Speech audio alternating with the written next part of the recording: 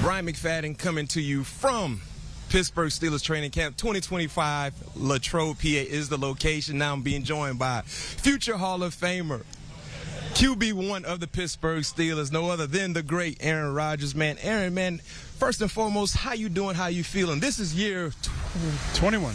21. Blackjack. 21, Blackjack. I love that. I love that. How you doing? How you feeling? I'm really enjoying this. I am. You know, the first 14 years of my career, we stayed at dorms across town in Green Bay, and I loved that experience. And when Matt came in, we kind of shifted to staying at your own houses, and there's a comfort in that because everybody loves staying in their own bed. But with this being here in Latrobe, what it offers is the opportunity to hang out with guys every night. There's snack, there's people. You know, I had to relearn how to play video games because you're trying to connect with these younger guys. They're all gamers. So there's video games, there's cards, there's conversation about football in the rooms, and I'm loving every second being up here at camp. And that's what makes Latrobe, PA such a special site. This site has birthed 6 championship teams, man, and it started with that camaraderie, the fellowship, the togetherness, and I'm happy to hear these guys are getting that going once again, and with you being the catalyst for that. So that's very, very important. When you talk about being a part of the Pittsburgh Steelers organization, you know, you've been a part of great organizations, you know, most notably known the host of Green Bay Packers in terms of the prestige. But what's something about the Pittsburgh Steelers organization that you know now that you didn't know years past? Well, I think it's a lot like Green Bay in that it has a history of excellence. Green Bay, you know, 13 world championships. They like to say 13 because they count all the world championships before it's called the Super Bowl. And, you know, we had iconic players. And when you think about the history of the NFL, you write it with the Vince Lombardi Packers of the 60s. And in the resurgence in the 90s with Brett Favre and Reggie White and all those guys, Sterling Sharp, who just won the Hall of Fame. In Pittsburgh, it's similar in that there's so many greats, and it's fun.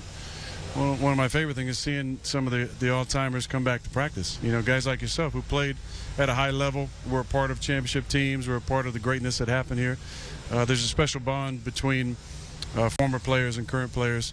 Kind of once you're a Steeler, you're always a Steeler, and I really respect that. But just walking in the building, it's similar to Green Bay, where you walk in, there's a history of excellence and an understood expectation of carrying yourself a certain way, and I love that. I love the history of this organization. I love the tradition that Mike has carried on, the way that he leads, and I really like what I've seen from our young guys starting out.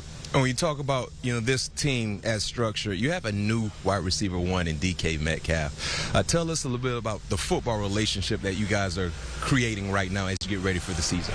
Well, it's a work in progress, but I think one of DK's greatest characteristics is his attention to detail, and he's first of all a great human being. I mean, from the first conversation we had when I was out in Los Angeles and we were talking about meeting up and throwing together, I knew that he was a really classy dude, and I just want to see him work. Just being on the practice field with him at UCLA that day was really impressive, just to see how much he cares about it. And much like Steph Curry never leaving the court without, you know, whether it's swishing 10 free throws or making your last shot, DK didn't want to leave the field without, you know, perfect catches in a row.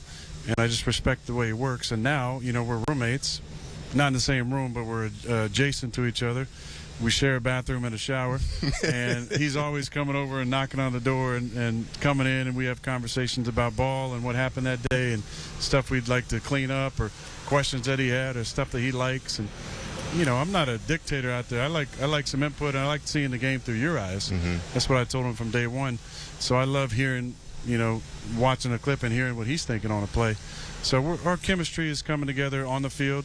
Off the field, as you know, is as important or maybe more important. Because when you trust that guy and when you have that bond, there's a different level of accountability because you cannot let down your brother. And that comes from, you know, really getting the opportunity to spend this time that we have here at Latrobe. Is he using the bathroom late at night? No, we put a 10 o'clock moratorium on that. You cannot flush the toilet after 10 o'clock, so I don't know what he's doing. But after 10 o'clock, it's been real quiet. That hydration. The toilets are the friggin' loudest thing. It's super loud, right? It's like it's an echo. Yeah. So I guess that hydration intake, he probably stops around 8 o'clock because, you know, if you drink late at night, you got to use the bathroom at some point in time. Yeah, or use the sink, you know what I mean? Well, DK, he's already shown you he's a great teammate. He's a great teammate. He's being disciplined. He's listening.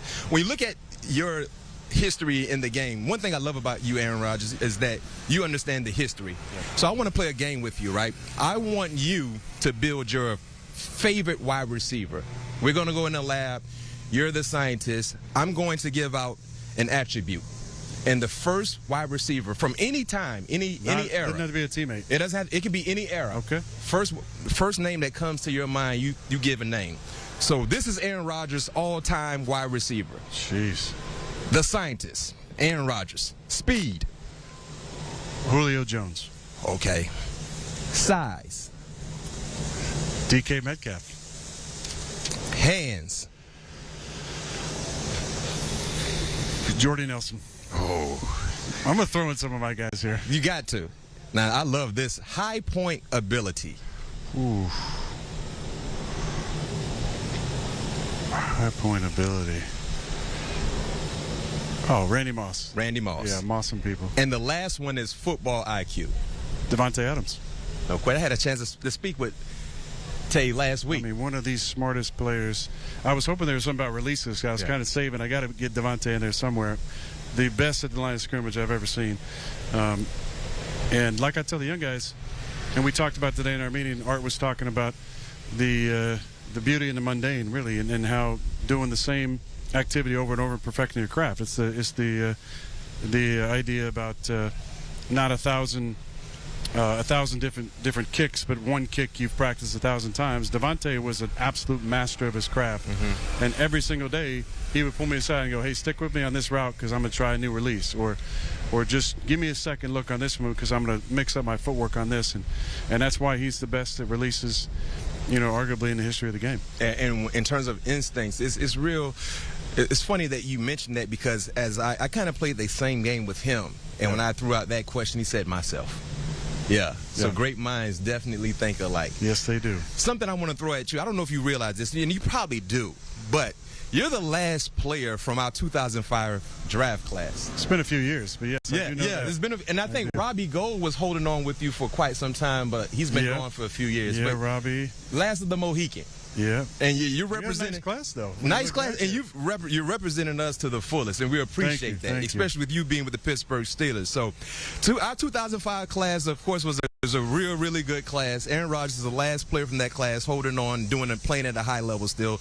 I want to throw out some names to you from our 2005 draft class, and I want you to tell us what you remember about that said player. First player, Cadillac Williams. Oh, Cadillac went number 5. Yep. Even to Tampa. Yep. Won Rookie of the Year. Mm-hmm. Cadillac played in the same backfield with Ronnie Brown at Auburn. And Brandon Jacobs was there at one point, too. People forget. You know your ball, Aaron. I do. My guy knows football. And Cadillac was coaching at Auburn. Yes. Yes. Cadillac was in the green room with us. He was a great dude from the start. I was happy for him.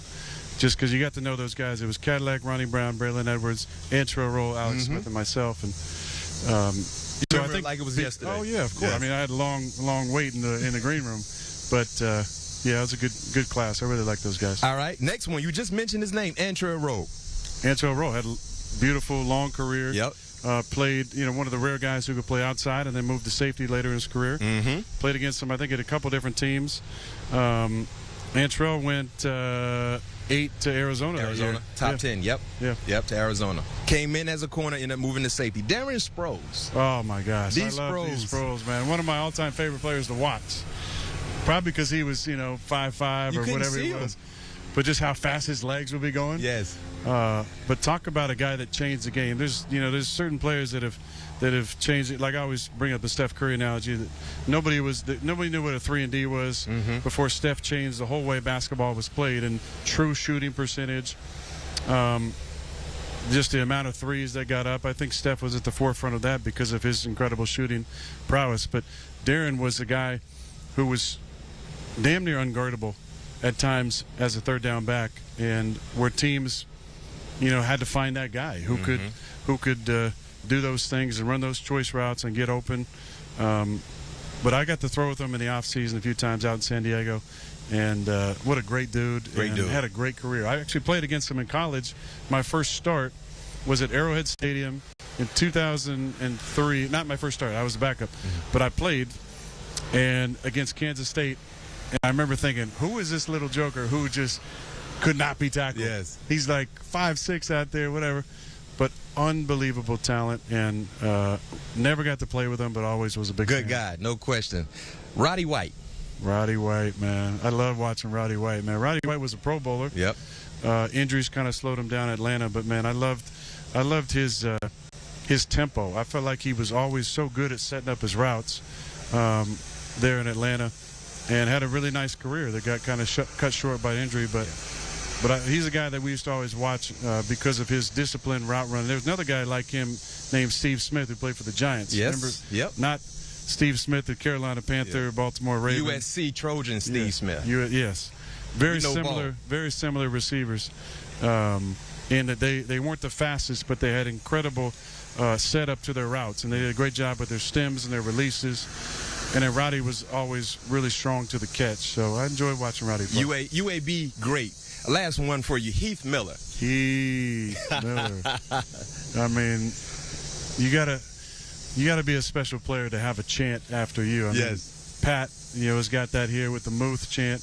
We had John Kuhn in Green Bay. Who had the And Kuhn was a part of our 05 class here. I know he was. He's in the picture in the hall. I saw that. Yes. So there's John Kuhn. Colt hero, folk hero in Green Bay, But, yeah, I love watching Heath. Heath and Ben. Special. When you get that safety blanket as a tight end, it always makes you feel good. A guy that can go over the middle. He was great on the Jason Witten choice routes. Whether he's pushing off or not, who cares? Like, Heath was always one of those guys that could get you the first down on third downs, and I know him and Ben had a great relationship on the field, so I love watching Heath play. Man, Aaron, it feels so much joy for me knowing that you know all of this ball, man. This is, you don't just play the game, you know the game. Listen, when I was a kid and we had a VCR, which these kids have no idea. They have no idea. You put a VHS tape into the VCR. I wore out this old tape that was Super Bowl highlights, and up until that point, it was probably only like 25 years of highlights. But when I got drafted by the Packers, I knew who Bart Starr was. I knew who Max McGee was. Yeah. I know Max got drunk the night before the Super Bowl and got the first touchdown in Super Bowl history on a one-handed catch. I know all the history. I knew about Joe Namath and the was it a guarantee? The guarantee by poolside. I know about the Hank Stram and the Kansas City Chiefs. I know about the Pittsburgh Steelers of the 70s. I knew about my team growing up, the Niners in the 80s.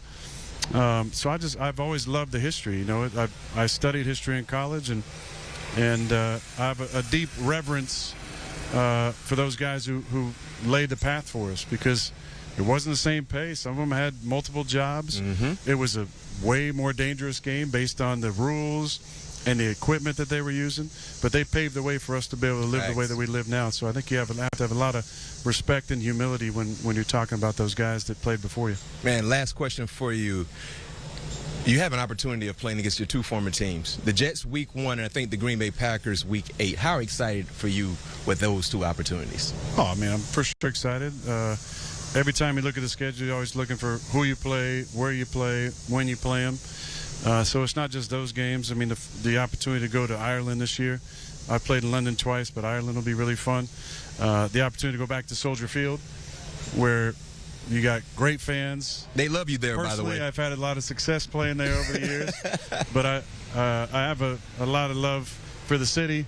I can't say I have a lot of love for the team just because they were our rivals for so long, but it's a great organization. It's one of those cornerstone organizations. Bears been around forever. It was always big Chicago against little Green Bay, and there wasn't a lot of love lost between the two cities, so that's an exciting one. Being in a new division, playing the AFC North, getting to go to Baltimore, Cincinnati, and Cleveland again. Only played there each of those spots just a couple times, so it'd be fun to go back there to those places, and then obviously, being excited about playing at home as a Steeler. Well, with a win against Green Bay, you become the 5th quarterback in NFL history to beat every team in the National Football League. Brady, Manning, Favre, and Drew one Brees. more. Oh, this man knows football. Got them all. Just press my dog. It's just pick, 4 of the most successful quarterbacks in NFL history. No question. Great company. That's a great neighborhood to live in, But by I've the way. also beat some teams that don't exist anymore. The Oakland Raiders. Yeah. They're the Vegas Raiders. Yeah. The St. Louis Rams. Yeah. And that's it, right? I think that's it. Because Tennessee was already in Tennessee. They were already. But some different states, like we've beaten Minnesota in 3 different spots. The old Metrodome, the new U.S. in Bank Minnesota and when at at University college. of Minnesota. Yes. Yeah. Good man, historian of football, man. Aaron, I already knew you was a good guy. But I love football. I can tell. I love it. I can tell. Unfortunately, we can't keep this conversation because I love football as well, and I know love you do. and I love doing trivia. Yeah, like so when do we I. used to do in the locker room, we hit trivia. Yeah. Where did such and such go to college at? Things like that. Yeah. You know what I Love mean? it. Love it all. I love it. Love Next Jeopardy. time, Yeah. that's what we got to do. Okay. Like the Jeopardy of football. Okay. And I know you love Jeopardy, by the way. We got a new show for you coming. Aaron, but thank you again for joining me, man. It's a pleasure, man. Best of luck to you and the guys this season. And of course, you know, I'm rooting for you. Here we go, Steelers. Here we go.